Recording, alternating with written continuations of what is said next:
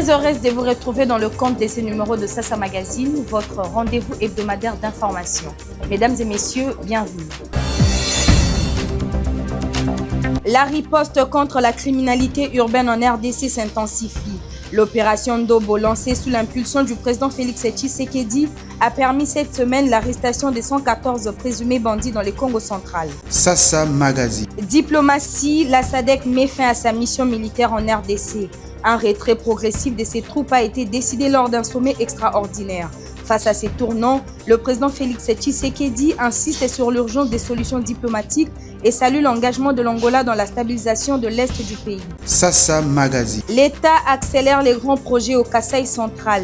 Prince Leta Katumba, en mission officielle, a supervisé les suivis des initiatives gouvernementales pour assurer un développement efficace et durable. Voilà tout pour le sommaire. 114 présumés bandits urbains, dont 6 filles, ont été arrêtés dans le Congo central lors d'opérations ciblées de la police nationale congolaise. Présenté ce 12 mars à Matadi, ils tombent dans le cadre de l'opération Ndobo, officiellement lancée dans la province par les vice-premiers ministres en charge de l'Intérieur après son déploiement à Kinshasa. Une initiative menée sous l'impulsion du président Félix Tshisekedi pour intensifier la lutte contre l'insécurité à travers le pays.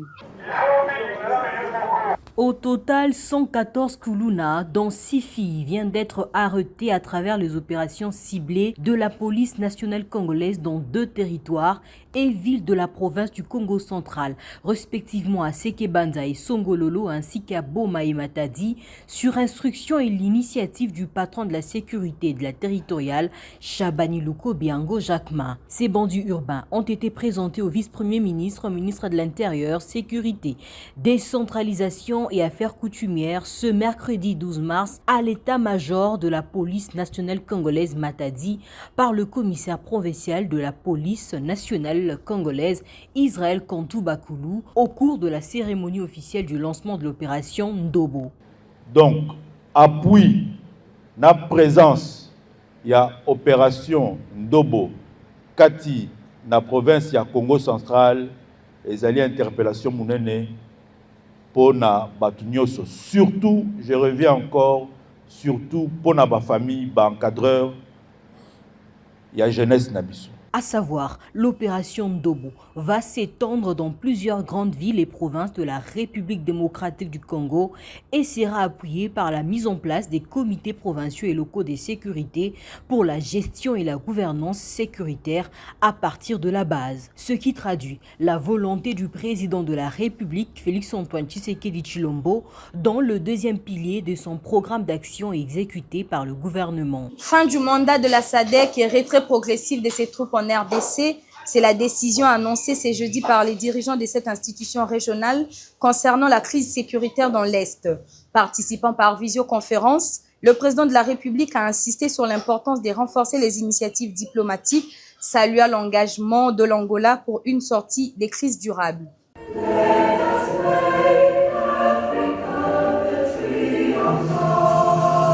La situation sécuritaire dans la partie orientale de la République démocratique du Congo était au centre du sommet extraordinaire en virtuel des chefs d'État et des gouvernements de la communauté de développement de l'Afrique australe ce jeudi 13 mars 2025. À partir de son cabinet de travail à la Cité de l'Union africaine, le président de la République Félix-Antoine Tshisekedi Tshilombo a pris part par visioconférence à ce sommet avec tous ses pairs, chefs d'État de la communauté de développement de l'Afrique australe. Présidé par Dr Emerson Mnangagwa, président du Zimbabwe et président en exercice de la SADC, ce sommet virtuel intervient une semaine après celui de l'organe de la Troïka et des pays contributeurs des troupes à la mission militaire de la SADC en RDC. Dans le communiqué final lu par le secrétaire exécutif de la SADC, Elias Magossi, le sommet extraordinaire a mis fin au mandat de la SAMI-DRC et ordonné le début d'un retrait progressif des troupes. Le sommet a noté les besoins croissants humanitaires dans la RDC et en a appelé à la communauté internationale, y compris les Nations Unies et l'Union africaine, pour apporter une assistance humanitaire au peuple de la RDC. Le sommet a mis fin au mandat de la SAMI-RDC et a décidé le début d'un retrait progressif des troupes de la SAMI-RDC de la République démocratique du Congo. Le sommet a réaffirmé sa détermination à régler le conflit en cours en République démocratique du Congo et a réitéré son engagement à soutenir des interventions visant à instaurer une paix et une sécurité durable dans l'Est de la RDC dans le cadre du pacte de défense mutuelle de la SADC de 2003. Les dirigeants de l'Afrique australe ont renouvelé leur engagement d'apporter un soutien politique à la RDC dans le cadre des processus de Luanda et Nairobi, dont ils saluent la décision de renforcer la médiation. Le sommet de la SADC a apporté son soutien aux initiatives de paix prises conformément à la résolution 2773 du Conseil de sécurité des Nations Unies. Le chef de l'État, Félix Tshisekedi, a reçu ce mercredi à la Cité de l'Union africaine Mark Pextin, nouvel envoyé spécial de la Belgique pour la région des Grands Lacs. Au centre de leurs échanges, la situation sécuritaire dans l'Est du pays et les efforts conjoints d'y mettre un terme. C'est une semaine diplomatique à la Cité de l'Union africaine. 48 heures après la visite de l'envoyé spécial du secrétaire général de l'ONU, le président de la République Félix-Antoine Tshisekedi Tshilombo s'est entretenu ce mercredi 12 mars 2025 avec le nouvel envoyé spécial du Royaume de Belgique pour la région des Grands Lacs. Les échanges ont porté sur la crise sécuritaire actuelle dans l'Est de la République démocratique du Congo et les moyens d'y mettre un terme. Pour Mark Pextin, la Belgique est respectueuse de l'intégrité et souveraineté de la RDC. Elle maintiendra la pression pour aboutir dans un premier temps à un cessez-le-feu sur le terrain des hostilités. Comme vous le savez sans doute, la Belgique a eu à cœur de dénoncer de façon forte et claire l'agression dont la RDC est victime. Et on le fait parce qu'on est très attaché au principe du respect du droit international, du respect de l'intégrité territoriale, de la souveraineté de tout État, que ce soit en Europe, en Asie, en Afrique. Les règles doivent être les mêmes et s'appliquent à tout le monde. Et donc pour nous, c'est vraiment un point très important. Et donc encore assurer le président que bien sûr on maintiendrait cette ligne-là et maintenir la pression pour, dans un premier temps, aboutir à un cessez-le-feu.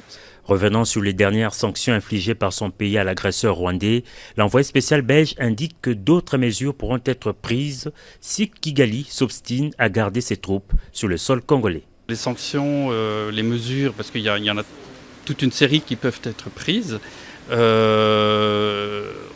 peut le voir dans une approche graduelle. Et si ça ne suffit pas, je crois qu'il y a d'autres mesures qui peuvent être prises. Et ça, pour nous, c'est très clair.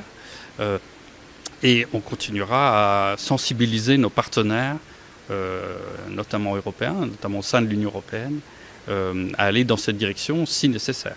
La mise en application de la résolution 2773 et la relance des processus de Luanda et de Nairobi sont par ailleurs encouragées par l'envoyé spécial du Royaume de Belgique dans la région de Grands Lacs. Skywood, la solution innovante et durable. En mission officielle dans le cadre du ministère du Plan et de la Coordination de l'aide au développement, Prince Leta Katumba séjourne au Kasaï central pour faire le suivi et l'évaluation des grands projets initiés par le gouvernement central dans la province. Freddy Milyon-Bouéboué et André Katende signent ces reportages. Leta Katumba a foulé ses pieds sur la terre de ses ancêtres ce mardi 11 mars 2025 accompagné de son épouse. Le fondateur de la fondation qui porte son nom, Leta Katumba, dit être venu pour faire un état des lieux des travaux financés par le gouvernement congolais en sa qualité de directeur du cabinet du vice-premier ministre, ministre du Plan. Accueilli au pied d'avion par Marcel Kabasilou Mutamba, suivi des membres venus de tous les 5 territoires et de la ville du Kananga, Leta Katumba dévoile l'essentiel de sa mission. Je suis venu pour faire suivi et évaluation d'autant de projets qui relèvent de la compétence du gouvernement central, notamment la route Kananga-Kalambambouji, la voirie urbaine de Kananga, la route Kamwesha-Kananga. À part ces 3 grands projets, il y a aussi le projet Chit-Katende, il y a aussi le projet Chit-Mbombo. De l'aéroport national de Lungandu, le cortège de Leta Katumba s'est dirigé à sa résidence privée au niveau de la commune de Kananga, quartier Bionki, où une foule de plus de 600 personnes l'attendaient en dépit d'une forte pluie qui s'était abattue sur la ville de Kananga. C'est dans une ambiance électrique que l'État Katumba s'est adressé à la population. Il a tenu à rappeler l'objectif de sa mission, évaluer l'état d'avancement des travaux financés par le gouvernement congolais dans la région. Mais au-delà de cette évaluation, un message fort face à l'insécurité persistante à l'est du pays. Il a insisté sur la nécessité de former une élite capable de défendre l'intégrité territoriale. Un appel au recrutement des jeunes diplômés avec l'ambition d'en faire les futurs officiers de l'armée congolaise. Au programme de son séjour, plusieurs initiatives sociales. La célébration du mois de la femme, la distribution des kits photovoltaïques à l'Itika et à l'université adventiste de Kananga, ou encore l'octroi des machines à coudre aux femmes ayant suivi une formation en couture. Une visite qui marque les débuts d'une série d'actions sur le terrain avec un mot d'ordre, l'évaluation et la mobilisation pour l'avenir. L'Agence nationale de l'électrification et des services énergétiques en milieu rural et périurbain ANSER a animé une conférence de presse le mardi 11 mars à Sultani Hotel de Kinshasa-Gombe.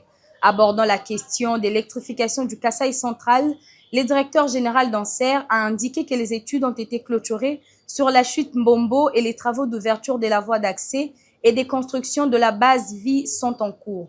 Suivez le directeur général de l'ANSER, Cyprien Moussimar, au micro de Espérant Daniel Kamboulou et John Sky Mouyaya. À Kananga, il y a un problème d'électricité, c'est vrai. Il y a d'abord l'aéroport de Kananga et qui est électrifié. 100 ménages bénéficient de cette électricité. Il y a à court terme ou à moyen terme la possibilité de l'interconnecter au réseau SNEL, ce que vous aviez demandé. Ça c'est possible, on est en train de réfléchir, d'autant plus que à part cette centrale de l'aéroport de Kananga, il y a une centrale plus importante.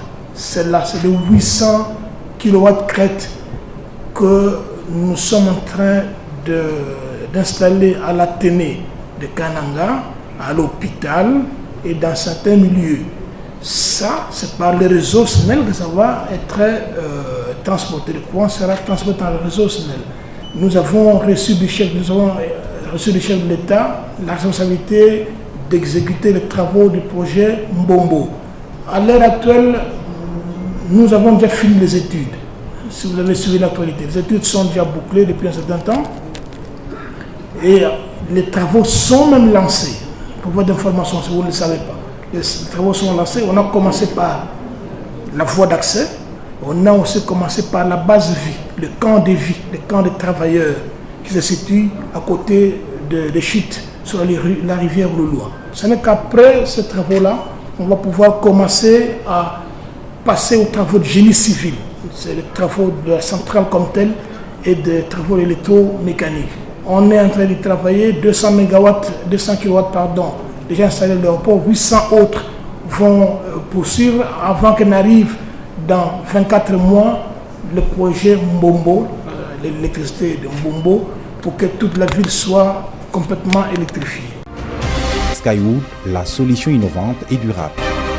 La fondation Anguemwamba Serge a officiellement lancé ses activités en remettant des vivres et des produits non alimentaires aux enfants de l'orphelinat et Eve Eden de Lemba Termunis à l'occasion de la Journée internationale des droits de la femme. Selon les coordonnateurs de la fondation, cette initiative marque le début d'un engagement constant pour soutenir les populations vulnérables et les ménages afin d'améliorer leur qualité de vie.